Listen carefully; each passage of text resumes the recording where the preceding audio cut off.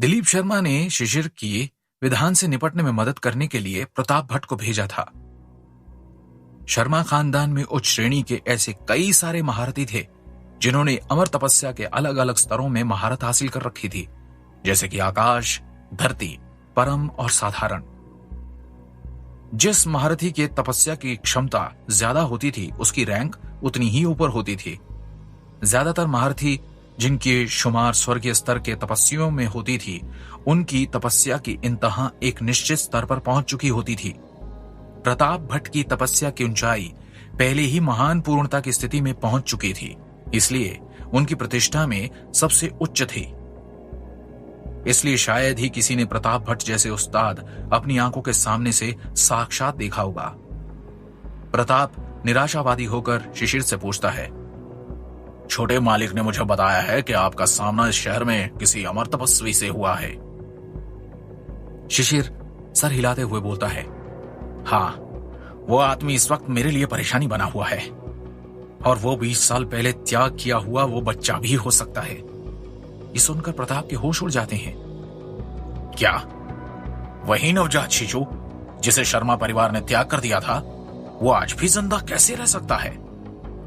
मैं भी इस बात को लेकर काफी चिंतित हूं, और सबसे बड़ी बात यह है कि दादाजी उसको काफी अहमियत देते हैं। मुझे डर था कि कहीं इस बात से मेरे अस्तित्व पर कुछ प्रभाव न पड़े, इसलिए मैंने अपने छोटे दादा से मदद मांगी थी। प्रताप हत्या करने के इरादे से शिशिर से बोलता है, शिशिर, अब तुम घबराओ मत। इस बार जब उसका सामना मुझसे होगा तो वो जिंदा नहीं बच पाएगा।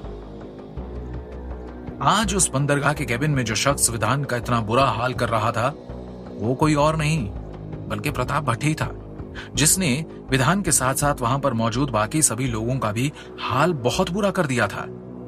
विधान आयुष को चुनौती देते हुए उसको मारने के लिए उकसाने लगता है। तभी आयुष लकड़ी के डंडे से विधान के दिल पर हमला करता है। वो जैसे ही उसके दिल पर उस लकड़ी को मारता है, तभी पूरे कमरे में घोर सन्नाटा हो जाता है और अचानक से एक ऊर्जा से भरी हुई ताकतवर शक्ति पूरे केबिन में फैल जाती है। आयुष के हाथ से वो लकड़ी भी धूल में तब्दील हो जाती है। अचानक से आयुष का शरीर हवा में उड़ने लगता है और वो केबिन की छत को पार करते हुए बाहर जाकर गिरता है। पूरे केबिन में अजीब सी हलचल मचने लगती है, वहां पर धूल ही धूल उड़ने लगती है। यहां तक कि प्रताप भट्ट का वजूद भी उस शक्ति की वजह से डगमगाने लगता है। तभी सबको एक जोशीली आवाज सुनाई देती है, प्रताप भट्ट, तुमसे मिले हुए एक अरसा हो गया, पर तुम अभी भी पहले जैसे ही निर्दयी और बेदर्द हो।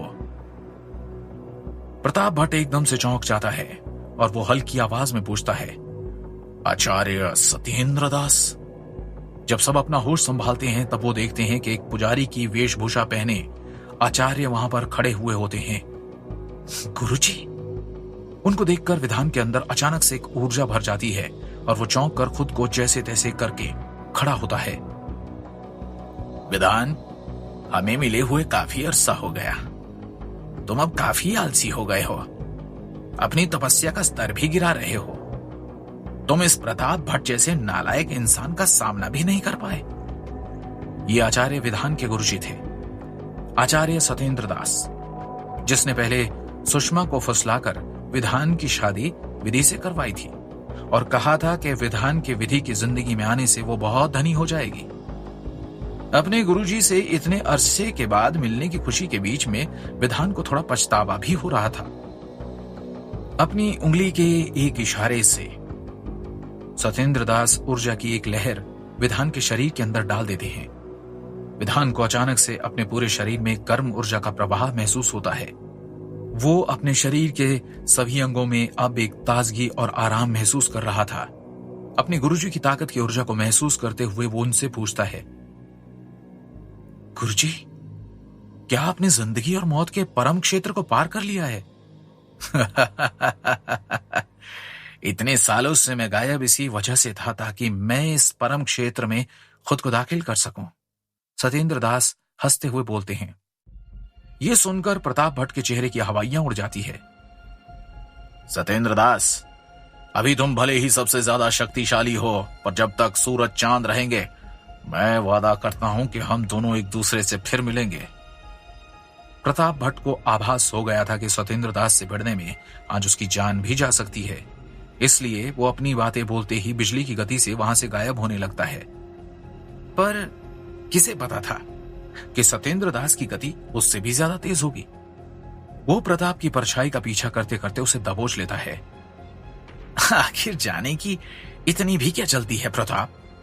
वो मुस्कुराते हुए प्रताप के कंधे को पकड़ लेते हैं। तुम यहां से दुम दबाकर भागना चाहते हो क्योंकि तुमने मेरे शिष्य को नुकसान पहुंचाया था। ये तो बिल्कुल नाइंसाफी है। भले ही प्रताप विधान के लिए भयंकर साबित हुआ हो, पर वो सत्येंद्र के सामने बेहद कमजोर था। प्रताप दर्द के मारे तड़पने लगता है। सत्येंद्र दास अपने शिष्य विधान का बदला लेते हुए हवा में खुलकर प्रताप को वो सब दर्द और तकलीफें वापस कर देते हैं जो उन्होंने विधान को दी थी। वो प्रताप का वो हाल करते हैं कि वो पास वाली नदी में गिर जाता है। उसके बाद किसी को पता नहीं चलता कि आखिर वो जिंदा बचा भी था या मर गया था। भले ही ये नजारा वहां मौजूद सभी लोगों ने ध्यान से नहीं देखा था, पर विधान वो सब देखकर बिल्कुल हक्का बक्का रह गया था। आचार्य सत्येंद्र दास की तपस्या का स्तर अपार था। फुर्ती हो या ताकत, दोनों के ही मामले में अब उनका मुकाबला किसी से भी नहीं किया जा सकता था। यहां आकर तुम्हारी मदद करना मेरे लिए एक बहुत छोटी सी बात थी। ये बोलते हुए सत्येंद्र दास धीरे धीरे करके कैबिन से बाहर जाने लगते हैं। गुरुजी! अचानक से सत्येंद्र दास वहां से गायब होने लगते हैं। मुझे अभी कई और दिशाओं में सफर करना है विधान, तुम मेरी तपस्या को भंग मत करो। अब बस मैं तुम्हें खुद के पैरों पर खड़ा होते हुए देखना चाहता हूं। इतना कहकर आचार्य सत्येंद्र दास हवा में कहीं गायब हो जाते हैं। विधान को अपने दिल में बहुत सारे डाउट्स थे जो कि उसे सत्येंद्र दास से पूछने थे। हालांकि उसे पता था कि उसके गुरुजी की मनोवृत्ति बेहद विचित्र थी। आज वो यहां सिर्फ और सिर्फ विधान की मुसीबत में मदद करने के लिए आए थे। एक बार अगर उन्होंने जाने के लिए बोल दिया तो उन्हें कोई भी नहीं रोक सकता। विधान गहरी आहें भरने लगता है। उसके बाद उसके सर पर खून सवार हो जाता है, क्योंकि आज का ये मामला भी खत्म नहीं हुआ था। उसको आयुष के ऊपर गुस्सा आने लगता है। आखिर उसकी ये सब करने की हिम्मत कैसे हुई? बहरहाल सत्येंद्र दास ने उसे अच्छा सबक सिखाया था। वो जमीन पर किसी लाश की तरह पड़ा हुआ था, जैसे कि मानो उसके पूरे शरीर को लकवा मार गया हो। विधान उत्तेजित होते हुए आसपास देखता है। उसके बाद उसको जोर का एक चक्कर आता है और वो वहीं जमीन पर बेहोश होकर गिर जाता है। कुछ देर बाद वहां पर एक बड़ा धमाका होता है और पूरा बंदरगाह उस बड़े धमाके के कारण नष्ट हो जाता है। अगली सुबह विधि और विधान को होश आता है और वो दोनों बरकत विला के अपने बेडरूम में मौजूद होते हैं। उनको सुषमा, कमला, प्रणव और केशव घेर कर खड़े हुए थे। विधि और विधान दोनों को कई छोटी मोटी चोटें आई थी। उन सबको लग रहा था कि शायद पिछली रात उनकी गाड़ी का एक्सीडेंट हुआ था, लेकिन असलियत में तो वो चोटें उनको पिछली रात की उस लड़ाई की वजह से आई थी। दरअसल बंदरगाह में धमाका होने से पहले वहां पर ऐन वक्त पर प्रणव और केशव को होश आ गया था और उन्होंने जैसे तैसे विधि और विधान को वहां से बचाकर निकाल लिया था और दोनों उन्हें सही सलामत बरकत विला लेकर आ गए थे। शैतानी शक्तियों का खतरा अब इस दुनिया से टल चुका था। विधान और उसके गुरुजी शिशिर द्वारा भेजे गए हत्यारे को हराने में सक्षम हो चुके थे। प्रताप जैसे महारथी को हराने के लिए उसके गुरुजी ने अपनी जान तक दे दी थी, लेकिन अंत भला सब भला। विधि और विधान को फिर से सेहतमंद होने में कई दिन लग जाते हैं। कुछ दिन बीत जाने के बाद विधि विधान के सामने अपनी एक ख्वाहिश रखती है, जो कि थी शर्मा परिवार में वापस लौट जाने की। दरअसल कुछ दिन पहले विधान की मां ममता शर्मा राजधानी से देहरादून उससे मिलने के लिए आई थी, लेकिन विधान ने उनसे मिलने के लिए मना कर दिया था। यहां तक कि उसने उनके साथ शर्मा परिवार में वापस जाने से भी इनकार कर दिया था। इसलिए ममता ने किसी तरीके से विधि के बारे में पता लगाया और अपनी गुहार लेकर उसके पास उसके ऑफिस चली गई। विधि ममता के दर्द को समझ पा रही थी। ये ठीक वही दर्द था जिसमें विधि रहती थी। विधि भी बेताबी से अपने असली पापा से मिलना चाहती थी। मिस्टर वर्मा से उसको कभी भी एक सगे बाप का प्यार नहीं मिला था। वहीं दूसरी तरफ सुषमा थी, जो कि सिर्फ और सिर्फ नाम के लिए उसकी सगी मां थी। वो सिर्फ विधि के साथ अपने सर पर छत और पैसे के लिए रहती थी। उसने आज तक सिर्फ और सिर्फ विधि का फायदा ही फायदा उठाया था और कभी भी उसे एक असली मां की मोहब्बत नहीं दी थी। विधि ने विधान की फीलिंग्स को काफी करीब से महसूस किया था। वो जानती थी कि विधान उससे कितना प्यार करता है, इसलिए वो पूरी जिंदगी उसके साथ बिताना चाहती थी। वो उसके साथ अपना घर बसाने के साथ साथ एक परिवार भी शुरू करना चाहती थी। वो ये भी जानती थी कि विधान की जिंदगी में काफी चीजों की कमी है, जिसमें सबसे बड़ी कमी थी उसके परिवार के प्यार की। भले ही विधान दिखाता ना हो, लेकिन विधि जानती थी कि विधान को अपने परिवार की कमी बहुत महसूस होती है, खास करके उसके माँ बाप की। विधान ने विधि के लिए आज तक बहुत कुछ किया है।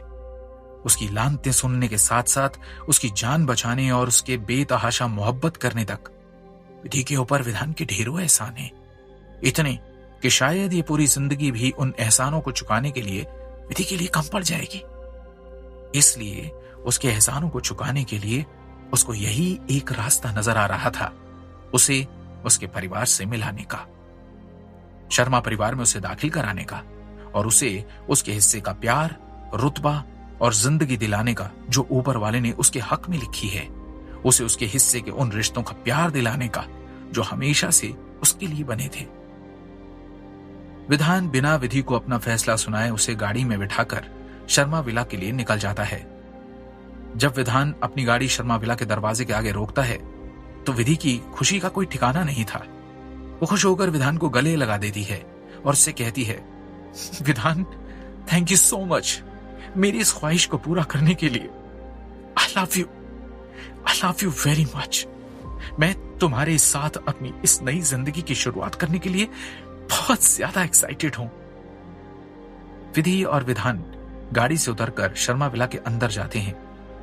ममता उन दोनों को वहां देखकर फूली नहीं समाती और वो भागते हुए विधान की तरफ आती है और विधान को अपने गले से लगा लेती है। ममता विधि को भी हक करती है और उसका बेहद शुक्रिया अदा करती है। आखिरकार विधि ने विधान और ममता का मिलन करवा ही दिया था और विधान को फिर से शर्मा परिवार का हिस्सा बना दिया। परिवार में वापस आने के बाद विधान शर्मा इंटरनेशनल बैंक की बागडोर संभाल लेता है और पोता होने के नाते शर्मा परिवार को फिर से अपना लेता है। उम्मीद के एक नए सवेरे के साथ विधि और विधान की जिंदगी की एक नई शुरुआत हो जाती है।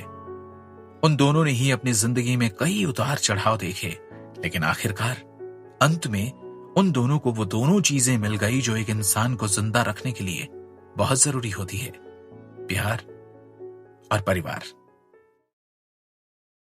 हमारी कहानी विधि का विधान को सुनने और सराहने के लिए आपका तहे दिल से शुक्रिया। जाने से पहले मैं आपको एक और जबरदस्त कहानी साइलेंट लव के बारे में बताना चाहूंगा, जो आप पॉकेट एफएम पर सुन सकते हैं। दिया एक 22 साल की मासूम और समझदार लड़की है जो अपने पिता की नाजायज बेटी है। उसकी सौतेली मां और बहन उसके पिता के सामने अच्छा बिहेव करते हैं, पर उनकी गैर मौजूदगी में बहुत बुरा सलूक करते थे। उसके पिता उससे प्यार तो बहुत करते थे, पर दिखाते नहीं थे। दिया का बॉयफ्रेंड अयांश उसे चीट कर कॉलेज की सबसे खूबसूरत लड़की को डेट करने लगा। वो इस गम से उभर भी नहीं पाई थी कि उसकी बहन लिप्सा अपने आप को बचाने और पैसों के लालच में दिया को बेच देती है, जहां उसकी मुलाकात शहर के सबसे rich person Ashwatth Aryan the vamps king से होती है, जो दिया को अपने परिवार से अपनी गर्लफ्रेंड के रूप में मिलवाता है और उससे शादी कर लेता है। दिया इस बात से अनजान थी कि उसकी जिंदगी पलटने वाला इंसान उसी की तलाश कर रहा था और उसके बारे में सब जानता था। दोनों के बीच लगभग 11 साल का फासला था। दिया को अपनी मां की तरह फेमस आर्टिस्ट बनना था, वहीं अश्वत्थ जो अपने पिता से बहुत नफरत करता था। दिया इन सब बातों से अनजान अपनी जिंदगी में खुश रहती है। आखिर क्यों की थी अश्वत्थ ने अपने से 11 साल छोटी दिया से शादी? क्या अश्वत्थ दिया के सपनों को पूरा करने में उसका साथ देगा? क्या दिया को उसकी मां के बारे में कभी पता चल पाएगा? जानने के लिए सुनिए साइलेंट लव।